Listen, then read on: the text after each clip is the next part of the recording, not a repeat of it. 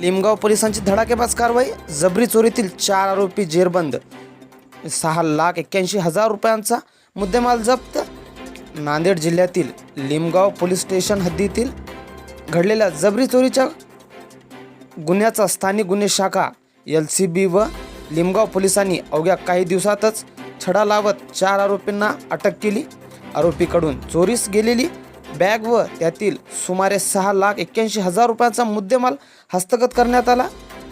Police अधीक्षक doctor Neelam Rohan यांच्या मार्गदर्शनाखाली स्थानिक गुन्हे शाखेच्या पथक व लिमगाव पोलिसांनी ही संयुक्त कारवाई केली असता दिनांक 3 जुलै 2026 रोजी पोलीस उपनिरीक्षक मिलिंद सोनवणे यांना मिळालेल्या गुप्त माहितीच्या आधारे मालेगाव रोड परिसरात सापळा रचून 4 संशयितांना ताब्यात घेण्यात आले।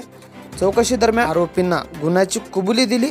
29 जून 2026 रोजी रात्री सुमारे 8 वाजण्याच्या सुमारास शिवम बार परिसरात फिर्यादीची दिशाभूल करून त्याच्याकडील बॅग हिसकावून नेण्यात आली। त्या बॅगमध्ये सुमारे 3 किलो वजनाचे चांदीचे दागिने असून त्याची एकूण किंमत 6,81,000 रुपये होती। या प्रकरणी लिमगाव पोलीस स्टेशन येथे गुन्हा क्रमांक 78/2026 अंतर्गत भारतीय न्याय संहिता BNS कलम 309/4 व कलम 3/5 नुसार गुन्हा दाखल करण्यात आला। या पुढील तपास सुरू असल्याची माहिती पोलीस अधीक्षक नीलम रोहन यांनी दिली। हिंगावमध्ये वसमतवरून एक सराफा जवळपास 3 kg चांदीची ज्वेलरी घेऊन जात होता। संध्याकाळी 8 वाजता 29 जून रोजी ते रस्त्यामध्ये थांबले असताना काही 3 पोरे आले आणि त्यांना चाकूचे धाक दाखवून ते सर्व ज्वेलरी घेऊन गेले होते।